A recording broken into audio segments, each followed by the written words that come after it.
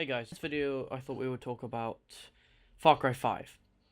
Recently I bought Far Cry 5. It was, it was a hefty £50 buy, and I think it was worth it, but that was for me. So you'll see a lot recently. A lot of people might not recommend it or might say it's fun if it's your type of game.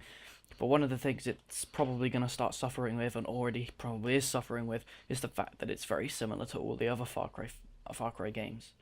I kind of disagree and agree with this. I agree that it's the same in terms of outposts and it just feels the same in a lot of areas of exploring, hunting, taking out those outposts. That's all the same. But I feel like it's got a new skin on. It adds a few new features, new animals, new specialists and guns for hire, and it's a new area with a new storyline. And I quite like the game. I've really enjoyed it. It was worth all the money. Co-op is really fun as well. I've been doing some co-op hunting and stuff. Talking about hunting in the game, that's pretty much the best way to earn money in the game, so you can buy new vehicles, upgrades to your weapons, and new weapons in general. I would highly recommend picking up this game if you have liked the older Far Cry's, because this one adds in some features that were bad about the old ones. Like the maps in the old ones were hectic. There were symbols everywhere. In this one, it adds more symbols the closer you zoom into the map. So all you get when you're out fully is the different regions and who's in control of them, whether they are still in control or not. Also, when you zoom in and closer, you'll get the more important symbols like missions, stuff like that. And then the more you zoom in, the more detailed and more items pop up. And even then, it isn't that cluttery. The minimap has been removed and replaced with a compass-style map that guides you in the directions you need. With the specialist systems, you can pick a bunch of different specialists in the game. It will tell you which ones are good and which ones. Well, actually, that was wrong. There are no good and no bad ones. They all have different abilities. So, there's Peaches, which is a cougar, which is very good at, it's hard to spot her in, like, tall grass, and she can also stealthily take down people. So if you're the stealthy kind of person, you might want to take along Peaches and Boomer. Boomer being a dog that spots everyone in the area. Or you might want to take Jess Black, which is a hunter that uses a bow and can stealthily take out people from long distances. She hardly ever misses shots. There are a bunch of specialists. Just pick the one that you like and the one that fits your playstyle, and you'll be all right. You don't have to play with specialists. You can play the entire game alone without any help, or you can play the entire game with a co-op friend. Keep in mind that stuff you do in your campaign, if you host the co-op game and someone joins, their character will progress, so they'll keep the guns, the money, and stuff there. But as far as I know, they won't get the same progress of missions, so they'll have to do those missions again on their own. So technically, they're just progressing your game save. So I think it's a worth it game. It's very fun to play. It's been entertaining. I've played it. I finished the campaign, and even though I finished the campaign, which was about a day long, I did take breaks between that, by the way. It's probably a lot longer than that, but I just sweated the game quite a bit and completed it. But even though I've done all the main missions, there are still a few I missed. There are side missions. There are these little things you have to find.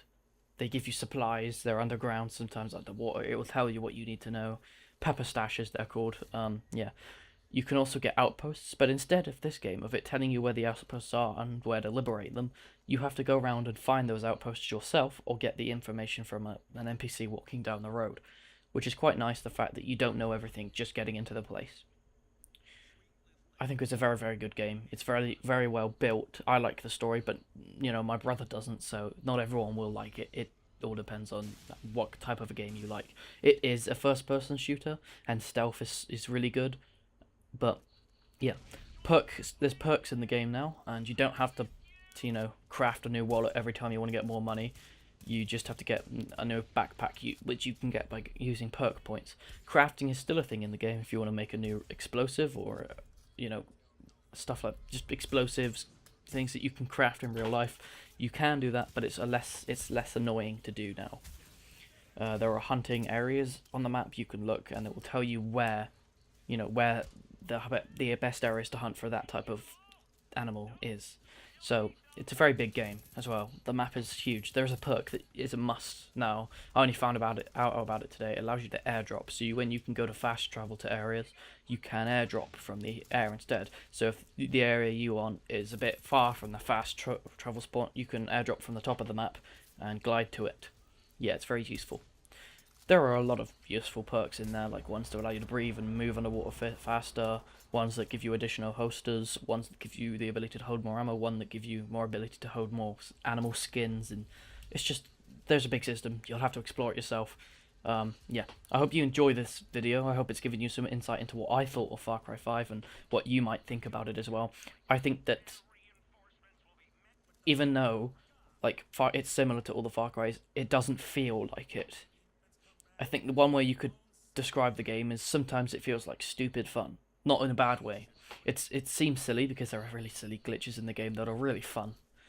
Like if you get one of those prisoner trucks that the cult uses, get someone in the back of it and have someone driving it and close and open that door, it bugs the hell out.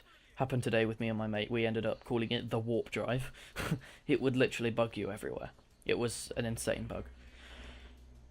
Yeah, it's really fun. I really recommend you pick it up. If you don't like it, you can always refund it as long as you haven't gotten it from one of those, if you've gotten it from Steam or Uplay, I think you can refund it. Just make sure you play it. And keep in mind on Steam, the refund is that you can't have played the game for more than 2 hours. I know that doesn't feel like it gives you a lot of time to explore the game, but it kind of does. Anyway, I hope you guys have enjoyed this video, and if you have any other questions that I didn't answer in this video, feel free to ask them and I will reply to them when I get the chance to. Thanks for watching, and I will see you all in the next video. Goodbye.